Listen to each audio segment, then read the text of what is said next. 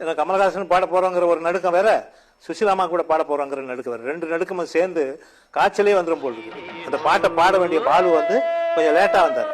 வந்தவருக்கு என்னன்னா தொண்டை கட்டிடுச்சு, புலம்பிக்கிட்டு இருக்காங்க இளையராஜாவும் பாரத ராஜாவும். ஏன்னா பாலு அப்போ வந்து ரொம்ப பிரபலமாக இருக்கிற ஒரு பாடகர். நான் பாடணும்னா எப்படி ஒத்துக்குவாங்க, நான் புதுசு. சரின்னு போய் எனக்கு பாட்டு சொல்லி கொடுக்க உட்காந்தாரு. உட்காரும் போதே சொன்னாரு, ஓ அருமையான சந்தர்ப்பம் இது, ஏன்னா கமலஹாசனுக்கு பாட போற, நீ பாட்டெல்லாம் சொல்லி கொடுத்து எப்படியாவது நல்லா பாடிறியா, இந்த பாட்டுலேருந்து உனக்கு பெரிய லைஃப் வரீங்க அப்படின்னாரு. அவர் லைஃப் வரும்னு சொல்லி கொடுத்த பாட்டு அது.